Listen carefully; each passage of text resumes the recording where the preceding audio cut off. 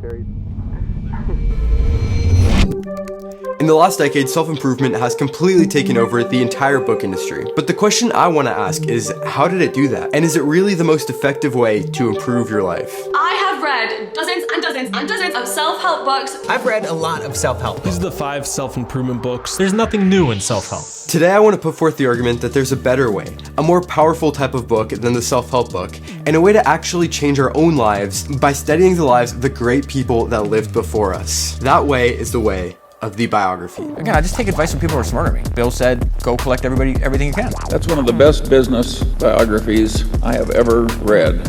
I have like a little Charlie Munger on my shoulder. I have a little Steve Jobs, a little Edwin Land, a little David Ogilvy, Estee Lauder, Coco Chanel, all these people that have been heroes of mine, James Dyson. Titan, the biography of the original John D. Rockefeller. And you'll have, if you read and absorb everything that's out there about these people, like you'll have an idea of like how they would respond.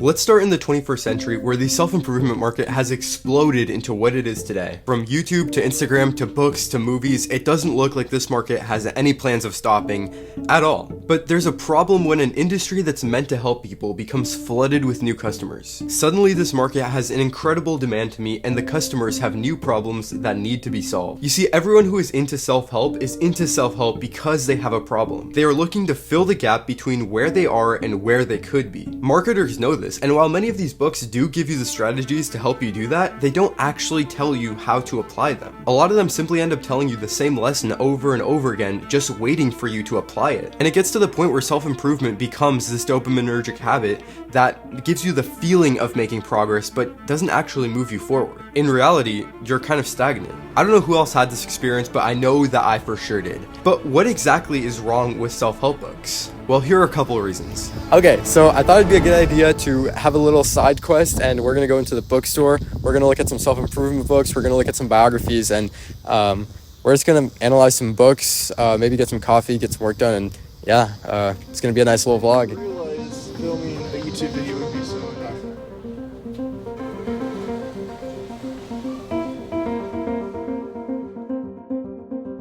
The first thing is that they're way oversimplified. Most authors know that people are looking for quick fixes to their problems. So, while some of the really good books don't really blow up, a lot of the really simple quick fix solutions are propagated to the top. For example, take the 5-second rule by Mel Robbins. This book is about how to solve the problem of procrastination, and it's really simple. Whenever you are procrastinating something that you need to do, you simply count to 5 and then do the thing that you're supposed to do. It's simple, guys. In order to solve procrastination, count to 5. Now, obviously the book says some other stuff as well about the psychology of procrastination and stuff like that. But the idea that I'm trying to get through to you is that the customer has a problem and the book offers a quick fix solution that gets moved up all the way to the top. You see this oversimplification of ideas in books like The Secret, How to Be a Badass, and The Power of Positive Thinking as well. And again, if you like these books, these are great books, but I'm simply making the argument that they're oversimplified and a lot of the times aren't actually applied in your life. Which leads me to the next thing, which is that self-help books don't tend to make a long-term impact on your life. Most of these quick fixes end up lasting a couple weeks or a couple months before they fade away into oblivion. This is because most of these books give you a formula for how to solve something, but not actually the principles behind them. Behind everything that you do, there is a reason, a motive for doing something, a fundamental law of human nature, everything. And instead of explaining these laws or exemplifying them for you, these self-help books tend to just dangle the quick fix right in front of you. It is way more useful to have principles rather than formulas, because principles will actually stick through the hard times, the times when you fail, and the times when things don't really go according to plan. Again, I'm generalizing a lot here with self-help books, but you guys get the point. And a last point that I'm gonna make with self-help books is that a lot of them just haven't passed the test of time. Of course, there are exceptions to this, like some of the Stoics or Dale Carnegie's How to Win Friends and Influence People, but most of these books just haven't been around for that long. Most of them have only been released in the past couple decades. This is a problem because they haven't really had the time to stick yet. They say that the most powerful and real concepts are the ones that stick, the ones that pass the test of time, the ones that last for centuries. And I'm not saying that some of these self-help books won't stick, but I'm saying that they haven't had the chance to stick yet, so we don't know which ones are gonna pass the test of time. A lot of these concepts haven't really had the time to culminate into what they could be, and it's very likely that as we move forward, many of these self-help books will be left in history. These are just a few of the reasons why I stopped reading self-help books. And again, I generalized a lot here. So if you really disagree with me, if you're really mad, leave a comment. Let's chat. Let's have a chat. I got it. Yeah. Okay. Yeah. All right. So we're gonna look at some of the self-improvement books. You know, I was gonna make fun of these, but these are actually all really good. This is a pretty solid one. This one is phenomenal. See, some self-improvement books are actually really good. So it's hard, but like, let's go over here. Take a look at like these. Let's just grab a random one. Oh, I actually have read this one. See, Good Vibes, Good Life. It's just very, bro. This book is just like very basic principles. It doesn't actually have like such a huge impact in your life, and I'm guessing it's the same for a lot of these books. Just pulling random ones. Manifest. It's just 7 steps and feels a bit basic. Again, I'm judging all these books based off of their cover, which you're not supposed to do, but we're doing it. Talked about this. Badass Habits. Very basic. Again. Joy is my justice. Reclaim what is yours. Born to shine. You are born to shine. How to be sad? How to be sad.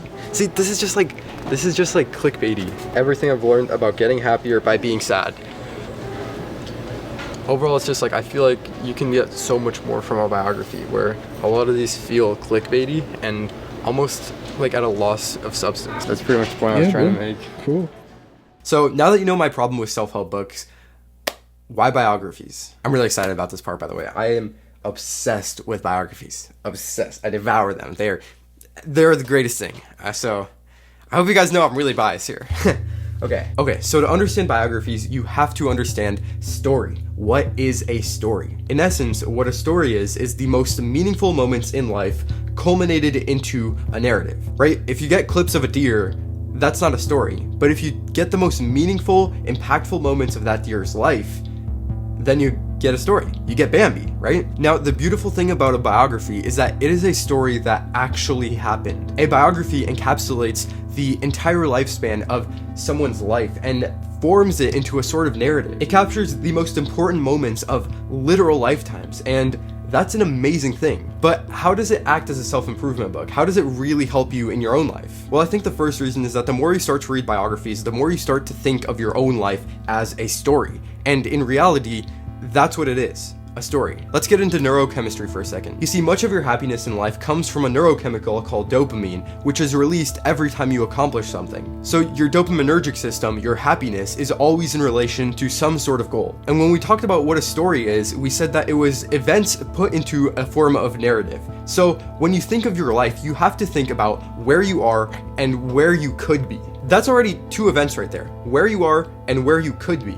And the events that happen in between is the part that makes up your story. Now, this is the amazing part, because what you can learn with biographies is how to see the small picture within the big picture, the small stories that make up the big stories. Let me give you an example. In Walt Disney's biography, it talks about his adventure with Disneyland. That is the larger story, and within that story, it encapsulates miniature stories as well. There's one story about an argument that he had with one of his coworkers where they were arguing about what type of stone they were going to use for the top of the Disney castle. The architect wanted to use a cheaper type of stone because he said that no one would notice it because, well, no one goes to the top of the castle. But Walt Disney would not relent. He was obsessed with quality, and he said every single part of Disneyland had to be quality, and he wouldn't let budget be an issue. In this narrative, he displays having quality at the pinnacle of his hierarchy, and this is a narrative that plays out in the larger story as well. With the foundation of building Disneyland, he wanted the entire Disneyland to be quality. And you get these narratives that not only play out in the small stories, but the culmination of that narrative within many small stories lead up to the bigger picture. These are stories within stories within stories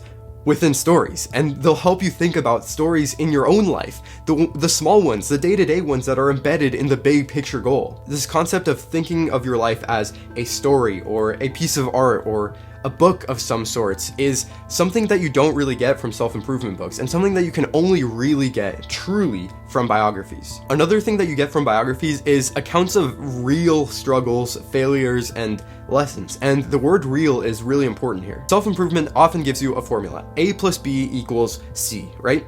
But life is more messy than that. You can do all the right things and still get a negative outcome, and many people actually do. But in biographies, you get to see how people adapt, how people find creative solutions to complex problems, and most importantly, the motive behind why they do so. In Walter Isaacson's Steve Jobs biography, there's countless arguments between the board and Steve Jobs. You see, at that point, the board wanted to focus on just the highest selling products, and at that point, I think it was the Apple II.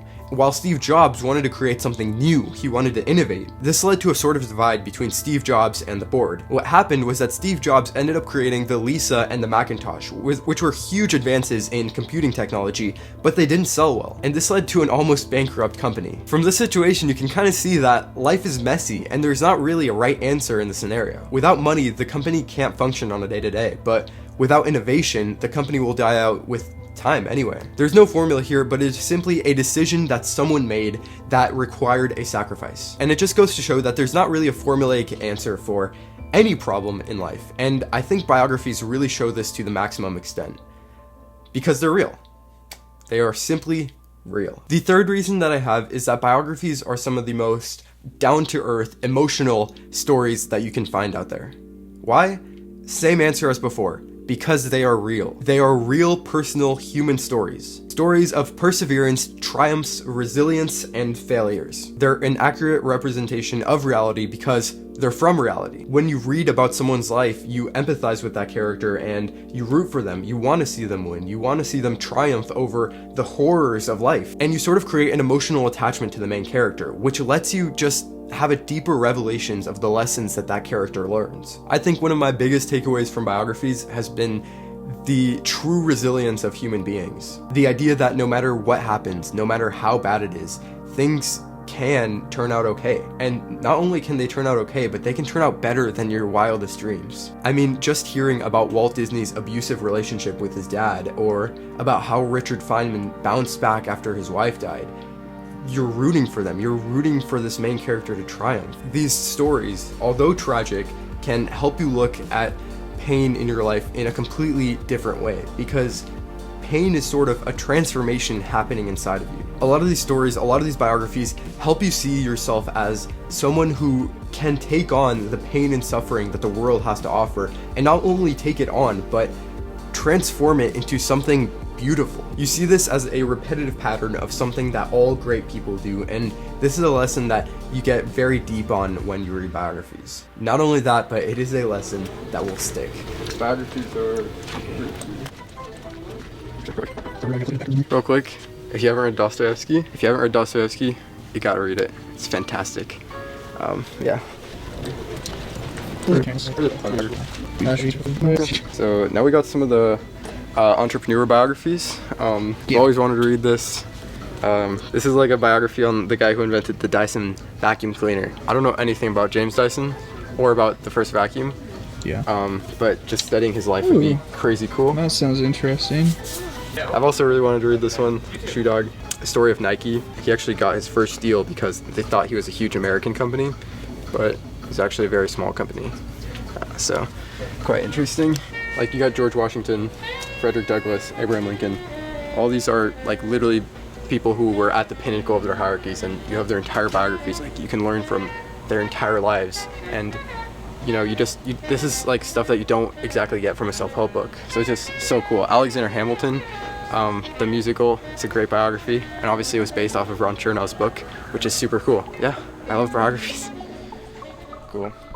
It's crazy how many successful people credit their success to the great people that came before them, and most of the times their information comes from books, biographies. I don't think, or at least I haven't heard, that many great people credit a lot of their success to self-help books, and I think there's a reason for that. Most self-help books just don't quite stick. They may change a habit that will last a couple weeks or a couple months or maybe even a couple years, but they don't quite display patterns that will stick for your entire life, whereas biographies will. A biography will change you. It will transform the way you think and interact with the world, and the way you approach different situations in life. It will sort of transform everything on a very deep level, and I think this is one of the reasons why people are so drawn to them. I know that, at least for me, I am very drawn to them. So maybe you're considering dabbling in a couple biographies. Maybe you want to pick one up. Just read the first chapter, read a couple pages, just pick one up, just do, grab Steve Jobs, grab Elon Musk, grab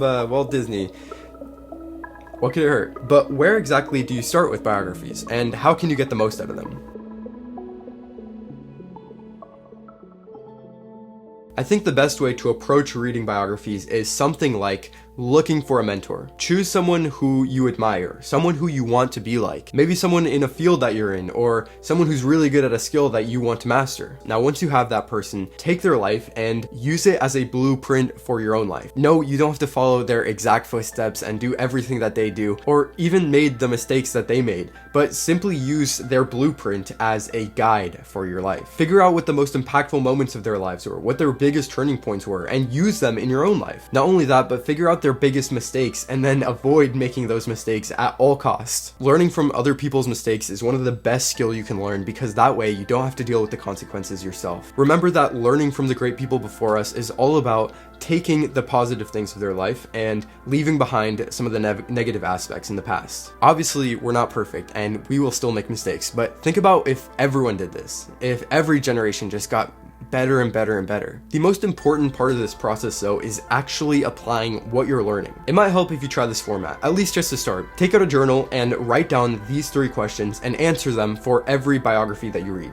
Number 1, what actions will I now take after reading about this person's life? Literally just take one action that you weren't doing before that you can now do in your everyday life and do that one action. Make it a core philosophy in your life. A lot of the times we think we have to do all these different things in order to be successful, but in reality, you just have to do the basic things very, very well. Number 2, what mistakes will I avoid after reading about this person's life? This is a big one because so many people in history have made huge mistakes and we can learn from them. A lot of these great entrepreneurs of history didn't have great family lives, and there's a reason for that. If you consider that a mistake, which, on some level, I really do hope you do, learn from it. See how you can incorporate your family into your business, or how you can separate your family life from your business in order to have a healthier relationship in both. Study the patterns that these people go through and learn from them. And number 3, this is my favorite one. What story can I take from this person's life that inspires me or motivates me to do better? This is my favorite one because whenever I'm having a hard time, I think about the hard times of some of these people in history. Like I said before, Walt Disney getting abused by his dad, Steve Jobs getting berated by the board, Elon Musk wondering if he's gonna have enough money for another rocket launch. These stories not only keep you going during the hard times, during the grind, during the parts where it feels like there's no light at the end of the tunnel, but these stories will also help you when you go out into the world and talk to people. At least for me, I've found it that a lot of people enjoy hearing these stories of human triumph, and some of these entrepreneurs and great people of history have some of the best stories of them. Those stories are why they're so great in the first place. These 3 questions are a great place to start and will really help you actually apply the lessons that you learn from biographies into your own life. There's something that's been really on my mind lately, and it's about the studying of human triumph, and that's sort of what you do with a biography. You study human triumph, because when you read about someone's life and you read about these hardships, you sort of watch them triumph through everything that they go through until their death, and no one's conquered death, except for the Bible.